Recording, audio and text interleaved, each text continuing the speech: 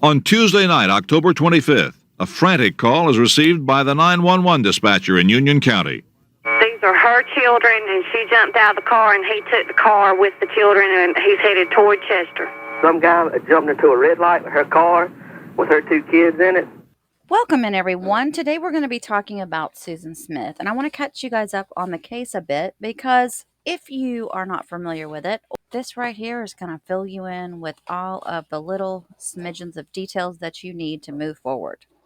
And the reason we're bringing this up this week is because Susan Smith is up for parole on Wednesday, November the 20th.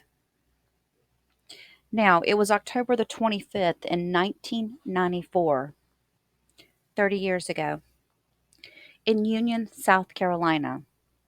Susan Smith went on an evening drive with her 2 sons, Michael and Alexander. At the time, she was 23 years old. She claims that while stopped at a red light at an intersection, a black man came up and took her car. When she screamed to him that her little boys were in the back of the car, he said, "I don't have time, but don't worry, I won't hurt them." The next day, the search begins for the alleged suspect and the boys. Police put out a description of the man, and for the burgundy protege he's said to be driving. Less than 24 hours after the reported abduction, the search goes nationwide. Sheriff Howard Wells coordinates the effort. With daylight, hopefully we're going to find this vehicle today. We hope, we pray, but we're still waiting. There was a 9-day search following that. Susan and her estranged husband, David, because at that point, Susan had filed for divorce 1 month earlier. They spoke at the press conference. They came together after that. They did a lot of media interviews. At this point, based on what happened last night, do you know anything better about it now than you did last night? No.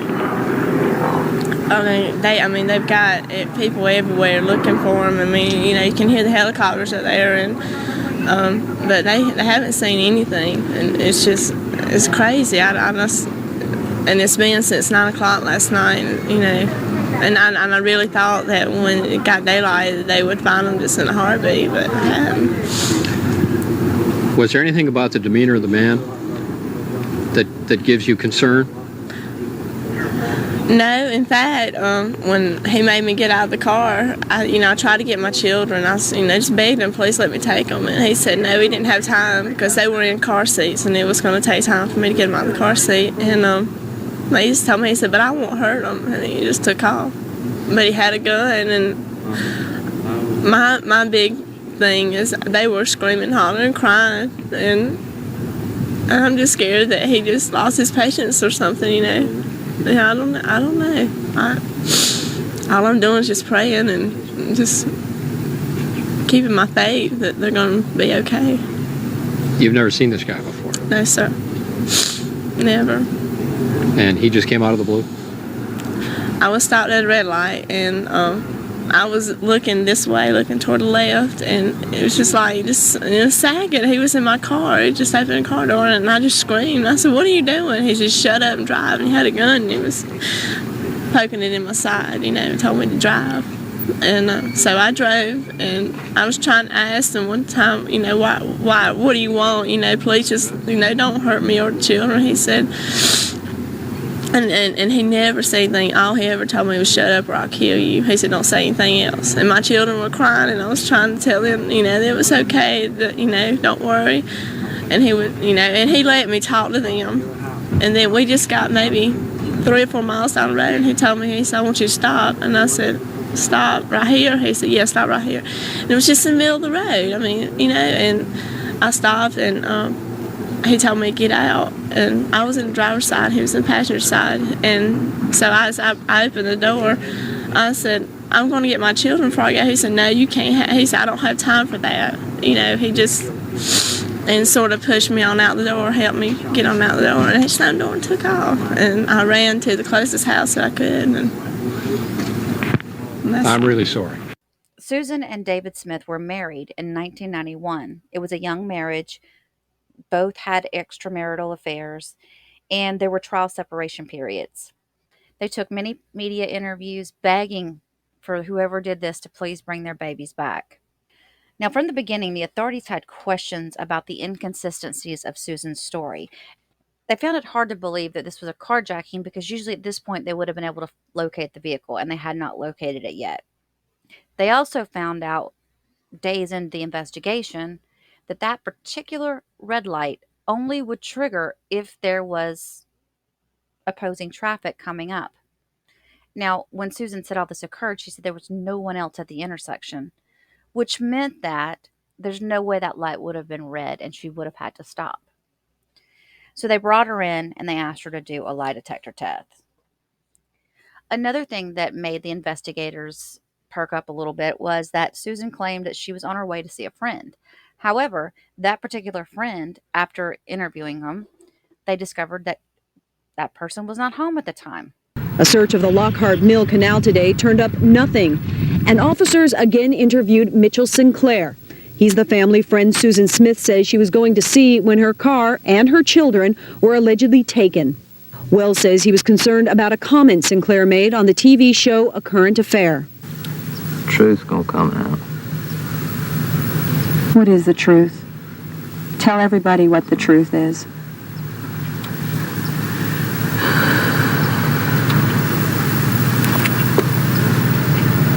Exactly what the sheriff says it is.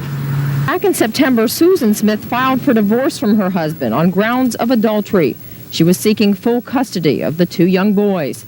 But questions still surround this man, Mitch Sinclair. He's the friend Susan told police she was going to visit the night she was carjacked and her boys were kidnapped. On Good Morning America today, she was asked about their relationship. Mitchell and I are nothing more than friends, and it was not I going to necessarily see him. I was taking my boys to see him. She was allegedly bringing the children here to the home Mitch shares with his brothers, Jeffrey and Patrick. I asked Patrick about that. Did you know the children? You never met them? Susan never brought them over here before? But she was going to Tuesday night?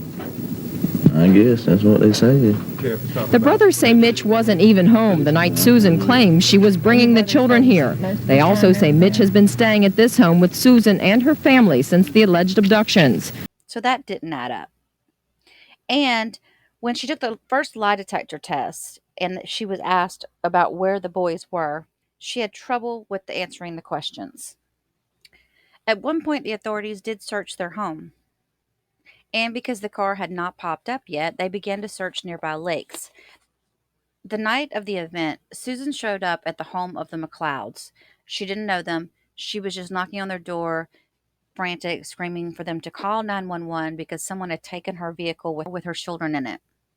They began sending divers to lakes nearby the McLeod home, but they only went about 35 feet into each lake. Susan would appear in front of the media cameras wearing t-shirts with the pictures of the boys on them and yellow ribbons. And the media noticed that when the camera was on, Susan was very different. She went from laughing and giggling to turning on the sad mother, please bring my children home face. If you see anything suspicious, if you see a vehicle you think is the one that we're looking for, please notify any form of law enforcement agency and let them know. How they resemble Sheriff's Office, Jeff Lawson. Exhaustive search by hundreds of people. Sled officers, deputies, the highway patrol, and helicopters are brought in, and friends and family begin organizing a search effort. We're forming groups to go around the immediate area and distribute flyers that contains pictures of both the suspect and of the kidnapped children. Now, Susan had a brother by the name of Scott Vaughn, and Scott was friends with Sheriff Wells. On October 28th of 1994, it was about the third day of the search. She refused to speak with anybody in law enforcement. However, she would talk to Scott's friend, Sheriff Wells. On day 4 of the search, Sheriff Wells persuaded Susan to take a second polygraph test. And the name of the man taking the test was Pete Logan. And he handled Susan very well. He was kind. He wasn't pushy. He interviewed her for 5 consecutive days. Now, she mentioned to Pete that she had several boyfriends throughout her marriage with her husband. She claimed to have felt mentally abused by David. This is the first time the name of Tom Finley was mentioned. And when she mentioned him, Susan brought up how wealthy he was. So who's Tom Finley? Well, Susan worked at a manufacturing plant. Tom Finley was the owner's son.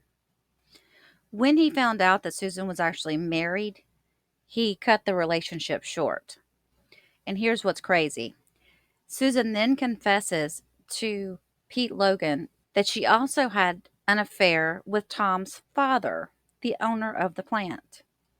When her husband claimed that he knew she was cheating and he was tapping her phone, Susan went to tell Tom about her relationship with his father because she was afraid that David was going to come out and approach everybody and tell everybody. Now, it was the same afternoon, October the 25th of 1994. Tom and Susan are outside of the plant, and he's telling her, I cannot be with you anymore. He went back inside to his office, and he told a coworker that Susan was going home early because she was upset.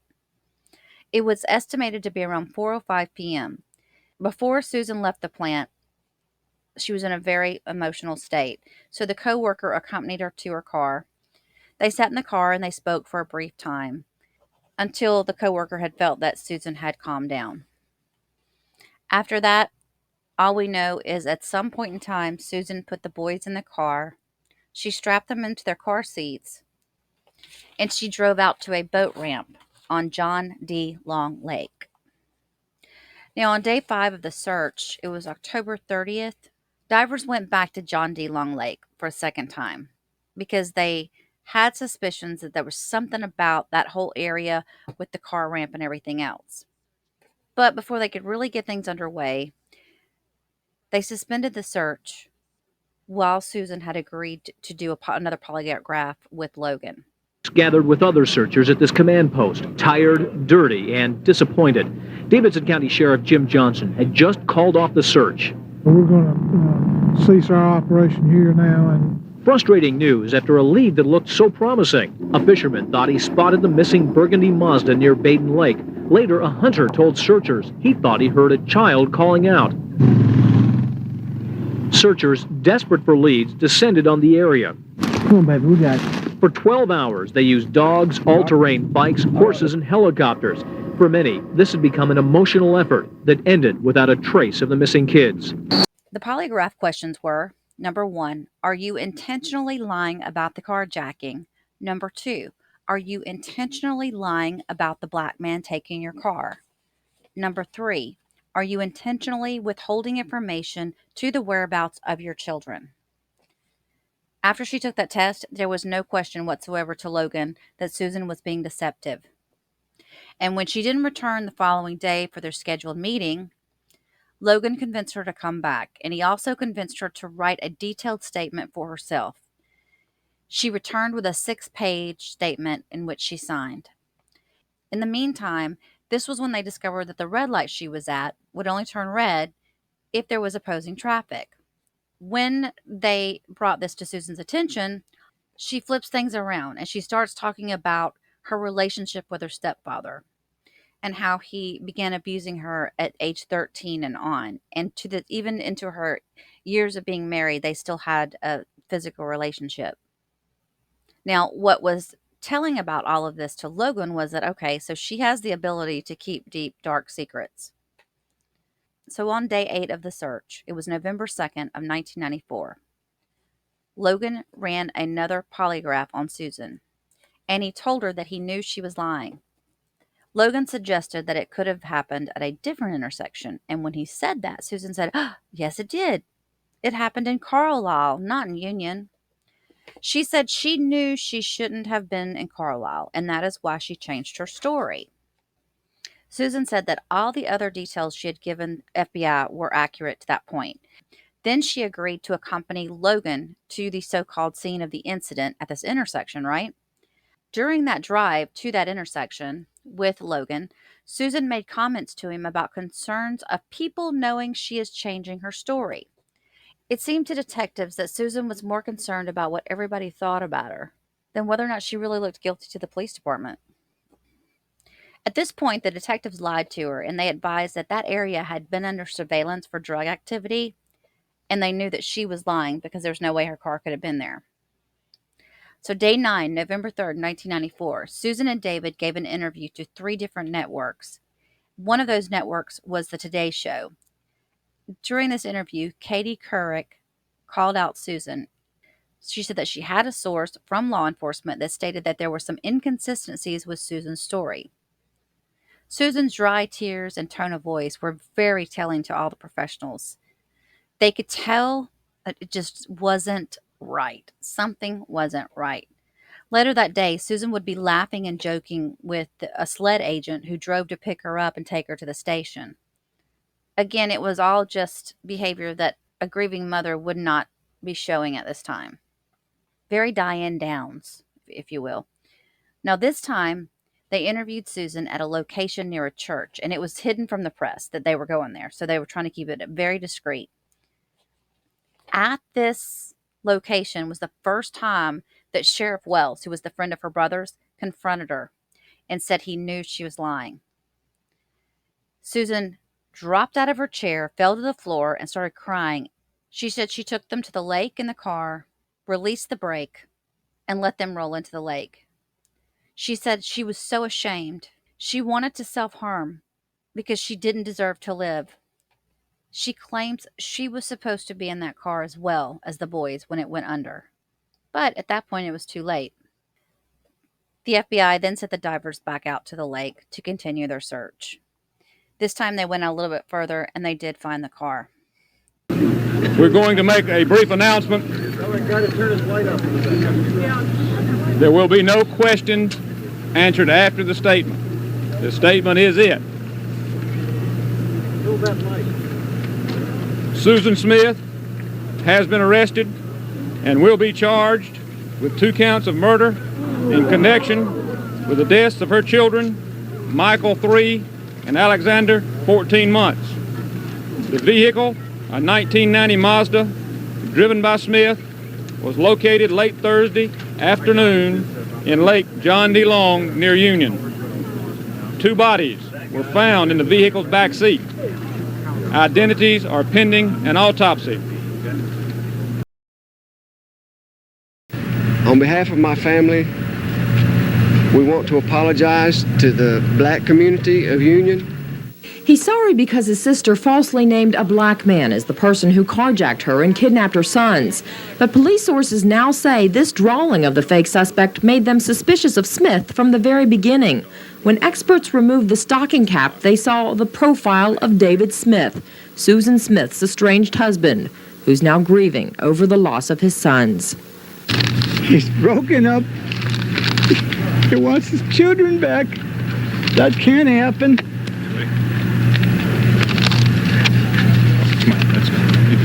And I just want to say, all of you, may God bless all of you, okay? On November the 6th of 1994, as thousands of mourners attended the funeral services for Michael and Alex at Buffalo United Methodist Church, Susan Smith sat in a jail cell in Columbia, South Carolina, awaiting her fate. Tommy Pope was the lead prosecutor in Susan Smith's case, and he wanted the death penalty. He spoke to David and the family, and they were all good with it. Eventually, even though the defense tried to get her out on an insanity plea, Susan was found competent to stand trial. On July 15th of 1995, 12 jurors were selected. It was 5 white men, 4 black men, 2 white women, and 1 black woman.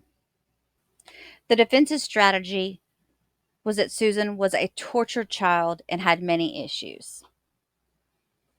They brought in psychologists and they spoke about how her stepfather had abused her.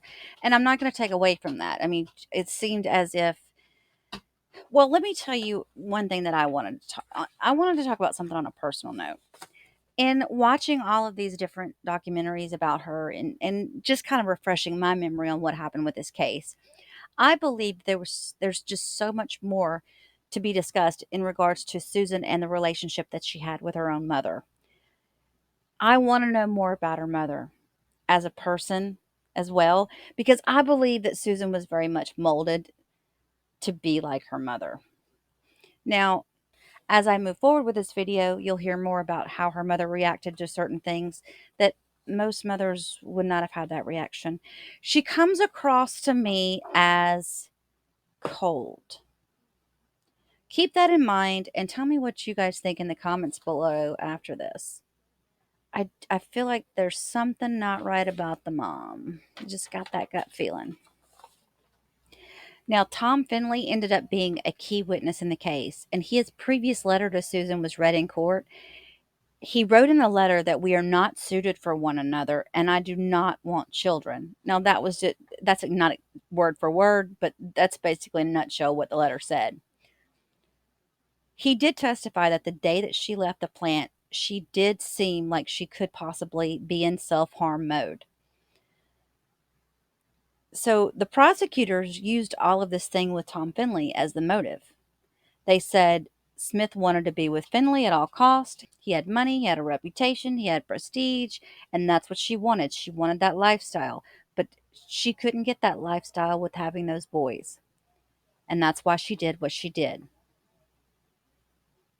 One of the FBI agents had gotten on the stand and at one point said that Susan said to them, "Would God ever forgive her?" She told the FBI that she released the handbrake out of the car and pushed the back of it and never looked back. How on earth could she have ever claimed that she was supposed to be in that car with them when she did that? It's one thing to say, I was driving the car down the boat ramp and I meant to be in the car and then I jumped out at the last minute. But that's not what Susan did. I think that takes away all notion that she was actually planning to just go down there to get rid of the boys. She wasn't planning to do any self-harm. So here we're going to talk a little bit more about Susan's mother and the relationship that she had with Susan. In 1978, Susan's father did take his own life. At that time, Susan was 13 years old, and she tried to take her own by ODing on aspirin. She tried again at age 18. After all of this, her mother refused to get her any mental health help. No therapy whatsoever. Tommy Pope, again the prosecutor, he believed that Susan 100% thought that she could come out of this as a grieving mother and get another shot with Tom Finley. She could play true victim, Tom would come back, he would marry her, and they would live happily ever after. If she'd have gone about removing the children from her home any other way, like giving them away to a family member or adopting them out, she would have been perceived as a bad mother to anybody, including Tom, and that just wasn't acceptable to her. In July of 1995, the jury deliberated for only 2 hours, and they found Susan guilty of the 2 counts of murder. Now, during the sentencing phase, the prosecution brought into evidence recordings of a reenactment of a car made at the same time with the same exact specs of this 1990 Mazda. And the whole point of prosecution was to watch this car go into the water and submerge. They wanted to know how long did it take. They even put video cameras on the inside of the vehicle where the boys would have been sitting so that the jury could actually still see the effect of what the boys were seeing at the time before their death. Now, here's what's interesting about all this. Before Pope could actually introduce this to the jury, he had to show it in court without the jury's presence. They're showing the video. They're talking about the testing they did with the timing. And again, Pope claims they didn't really do this to get any reaction out of anybody, but it was more of, it was a test of timing. How long did Susan have? What could she have done to stop the car or possibly get in the vehicle to get the boys out between when it went into the water and so forth?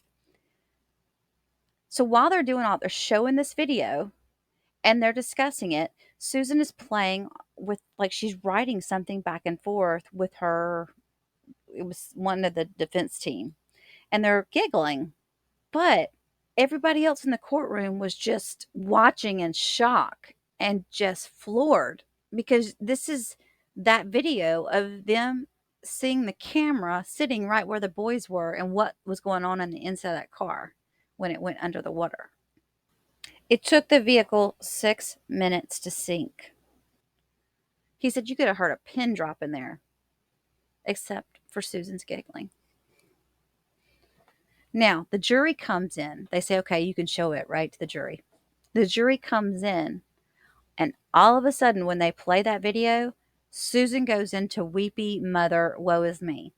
She gets the tissue out. She bends her head over. She pretends to cry. The video was very effective to the jury. Susan claims to have walked away after she did it. And we wonder, and I guess we'll never know, did she ever look back?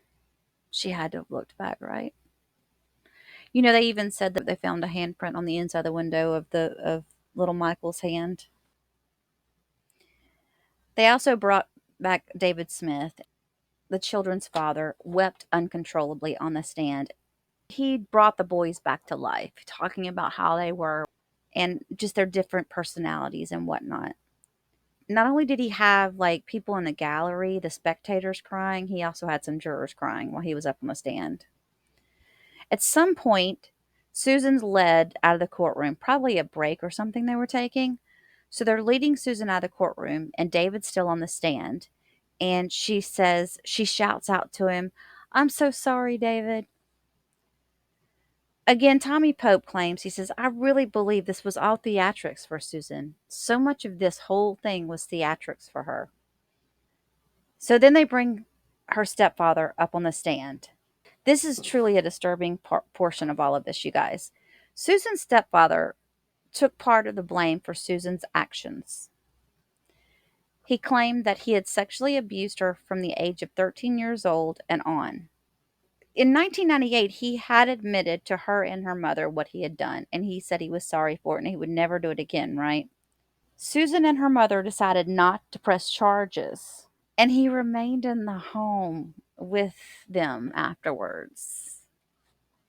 Again, this is the part where I just say, I want to know more about Susan's mother and the way she is and why she is the way she is, because I just believe that that has a lot to do with the way Susan is today.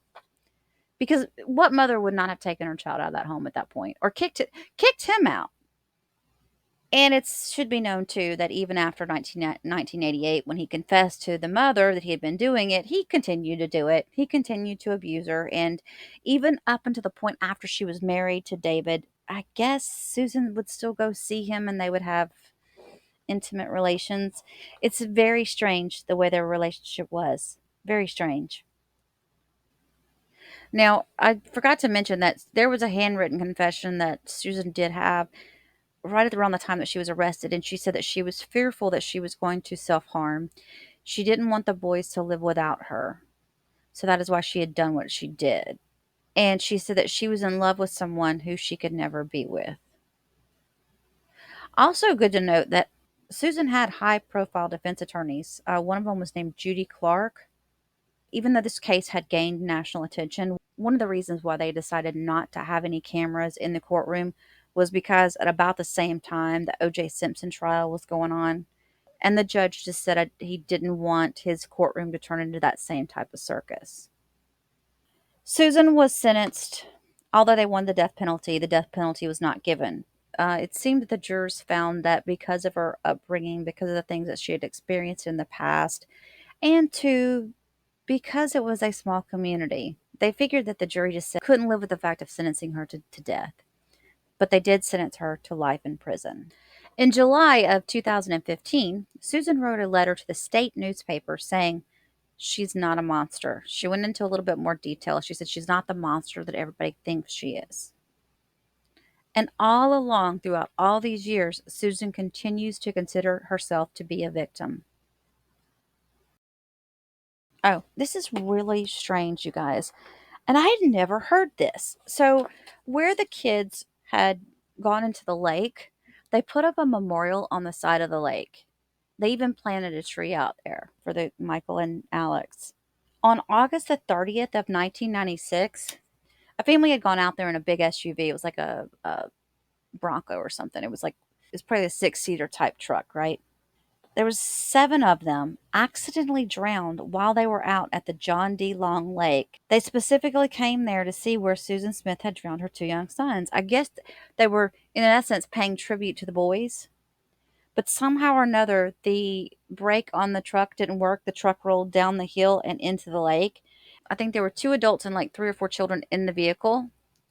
And then there were 2 or 3 other people that went out to try to save them. Even those that went out to try to save the vehicle, get them out of the vehicle, they a couple of those people drowned. It was 7 in total that drowned in this incident. And of course, people came back and said that, that whole area was cursed. The authorities, they ended up draining that lake completely out, and they replenished it. They rebuilt the area around it. They knew they had to. People just weren't going to go out there again. And they said that today it seems to be coming back to life again. So let's talk about Susan Smith in prison. So she goes in 1995, right? Lifetime Networks aired an episode entitled Cellmate Secrets, the Susan Smith version. In this docuseries, we hear what really goes on behind bars with South Carolina's most infamous offender. It was Camille Correctional Facility in Columbia, South Carolina. It is claimed that Susan became a master manipulator in prison. She never cared who she hurt, telling one inmate, "I killed my own kids. Do you think I care about what happens to yours?" So we hear from a couple of people in this segment. First, there's Captain Rowe of the Camille Correctional Facility. Now, she manipulated him sexually. First, she befriended him. Then she started showing some remorse for her kids. They became friends. He claimed that he was just really naive. He was kind of power driven back then. He was in his 30s. And Susan just knew how to work him, obviously. She would tell him about other prisoners that had drugs in their cells. He would be able to bust them, and of course, he'd get credit for it. So that was kind of like Susan's way of creating a sense of trust between the two of them. And one night at watch, it was about 2 or 3 o'clock in the morning, she approached him with a love note and told him she thought she was falling in love with him. And of course, he ate that up. Then came the incident where there was an event at the gym. Susan was in charge of cleaning up after this gym event. So she had to stay behind at the gym. Her and Captain Rowe were there. At one point, they were both alone in the athletic director's office. And Susan approached him and offered to give him a blowjob. And of course, he did not say no. Now, it didn't take long before Susan tells authorities what happened between her and Rowe. And Rowe gets arrested. He loses his job. He has to register as a S offender. And he thinks that Susan did what she did with him in hopes that it would create a scandal so she could get transferred to the facility closer to her mother, because she had always complained about how far away her mother's home was from the facility where she was, and she wasn't able to come and visit her. Rowe has been quite vocal in making sure that Susan stays in jail. I think she's done a lot of damage to his family, his wife. Thankfully, his wife's still with him. He realizes his mistake. He realizes that he was conned and manipulated by Susan, but he does take accountability for his part in it all. Now, she was in the new facility, I believe, so it seems that Susan got what she wanted. She did get transferred. So now we hear from one of her bunkmates at this new jail. There were some rumors that Susan had gotten pregnant from her relationship with Rowe, but to hear Rowe tell it wasn't full-on sex, and that was it. But I guess rumors swirled that they were having this, sex all the time, and that Susan had gotten pregnant, but that was untrue. Stephanie said that when Susan came in, they would play cards together in their bunk, and she claimed that Susan was very nice to her. In fact, she only saw Susan as a kind soul. They bring in another person, and this was in 2001, and her name was Christy. It seemed as if Christy had more of a story to tell about Susan. Christy said when she was 20 years old, she came in, and she was young, but she was street smart, and she knew coming into prison, she knew she needed to get with someone who had power in the prison and to kind of put up a tough girl exterior, and she needed somebody to bully, and she chose Susan to be the one that she was going to bully so that, people would think that she was tough.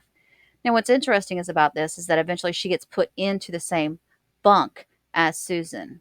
She said that she would go in and then just tear up Susan's locker, because Susan always had everything, nice and neat and folded. Everything was all where it should be, just to get at her and provoke her. Christy would go in and just start pulling things out of her locker and throwing them on the floor. She said she did this several times and was never able to provoke Susan. And eventually, over time, they became friends. Now, Christy claims that Susan was completely delusional about her children still being alive. She would talk to the photo album that she had there of her boys.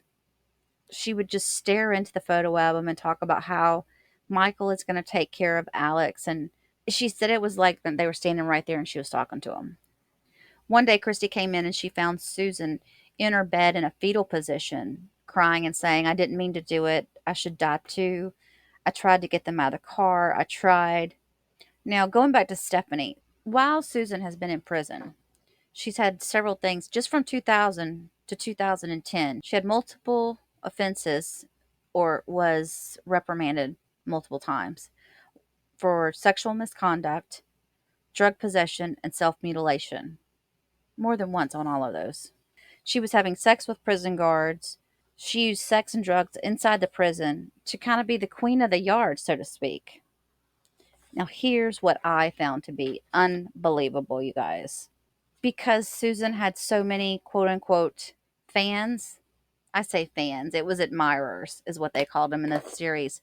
She had money sent to her all the time. So she could go to commissary and buy just anything she wanted. Christy said that Susan was controlling, like she was the queen of the commissary. And apparently, nobody likes to eat the prison food for multiple reasons. They didn't feel like it was clean. They didn't know, because other prisoners were cooking it. They didn't trust it. They didn't think it tasted good. They thought that there's no telling what's in there. So, if you had money to get food from the commissary, you were way better off. So, of course, Susan used all that to her benefit in manipulating people around her and pulling strings. At one point, going back to the older roommate, Stephanie, she did say that Susan cut her wrist. She believed at the time that it was less of a show that Susan had done that and more of her being truly wanting to unalive herself because of what she had done to her sons. Now, remember, this is Stephanie, who at this point thinks that Susan could do no wrong. Now, in addition to food, there's also hygiene products that you can get from commissary, and all these things are commodities in prison. And Susan had a seemingly endless flow of money coming in by her fans. And in prison, just like out in the real world, money talks. Christy soon became Susan's obedient slave due to Susan's power and influence. And somewhere around this time period, Susan landed a job at the visitation center. She was actually working in the visitation center, helping and interacting with those that would come to visit the prisoners. She was speaking with the prisoners' children when they would come in and playing with them. Christy became Susan's obedient slave because remember, Christy always had a drug issue, and Susan was able to get those drugs for her. She said that the inmates that were receiving different drugs, they would store the drugs that they were supposed to be getting up in the top portion of their cheek, up by their cheekbone. So when they'd open their mouth to check to see if they'd taken the pill, you couldn't see it. They'd then take it out and they'd sell it back to Susan. Now, according to Christy, Susan had an insatiable drug habit. So Christy said that Susan had several boyfriends outside of the jail.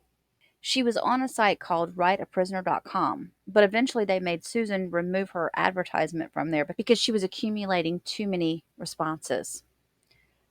So apparently there was a lot of outsiders that Susan was able to keep in touch with, and they would all send her money. That's where a lot of the fandom came from. Due to Susan's time in prison, she became the prison mom. Christy also claimed that Susan liked butch-style women, and at one point her lover was a black woman who was very butch. They were together for quite some time. And again, Christy would play the lookout while they were together in various places throughout the jail. Susan was so promiscuous, and she would have sex anywhere. She went into more detail, but I don't think we necessarily need to go there, right? So after a while, Christy began to see the real Susan, and she would see Susan in these fits of angers. And quite often, it was like her taking out her anger on Christy. And in 2019, Christy got out. She's actually been drug-free at the time of recording this interview. She had been drug-free for over a year, and she was doing well. They also spoke of Stephanie, who was in from 2009 until 2012, and now she's remarried and living a good life. So, fast forward to now. Susan Smith is 52 years old, and she is eligible for her parole hearing. And while all this is starting to happen, so is her history in prison starting to pop up and come to light for everyone. Former guards say that she was friendly, polite, confident, and arrogant all at the same time. So while she's been in jail, she's ruined two men's lives, two prison guards' lives. One actually had to go to prison for 3 years, being caught sleeping with her. And then, of course, we talked about Captain Rowe, who actually did not get prison time, but he did get 5 years probation, and he does have to register as a sex offender, and he's had a hard time getting another job. There's been 3 instances of her drug use where they show that she had possession of narcotics, and then they mention a drug inhalant. So I'm not really sure how she did her drugs or what she took. There's been 2 incidents in 2010 and in 2015 for that, for the prison guards. And also in 2010, she was sanctioned for trying to mutilate her arm. In 2015, Susan began reaching out to media claiming that she had changed, and she had many excuses, but most of it was her mental health. The town of Union, South Carolina will never be the same, and neither will David Smith. David has since remarried and moved 40 miles outside of Union. He has 2 more children, and he seems to be doing much better. Today, Michael and Alex would be in their 30s. This Wednesday, November 20th, is the parole hearing for Susan Smith. I doubt it's going to be televised. From what I understand, it's going to be quick because they have way too many people coming and going in these parole hearings for them to spend too much time with them. They might get 15 minutes at the most. They've received hundreds of letters regarding Susan. Most of them, people pleading for her not to be able to get let out. Many people in law enforcement say that it's very doubtful that she would get out anyway, just because of all of the issues she's had while she's been in prison. I didn't see any speak of like any of the good that she was doing in there, like any courses or anything else that she was taking. So if I find anything more on that, I will do another series for you guys, but I thought I just kind of wanted to sum all this up as much as I could into one quick video so you can kind of have a timeline of things and understand what was going on, since we may hear more as of Wednesday as to what happens with her. But again, it's doubtful that she will be eligible for parole. Pray that she doesn't get out. It doesn't seem like she's the type of person that has learned her lesson or ever will. Thank you for watching, everyone. Have a blessed evening, and I will talk to you very soon.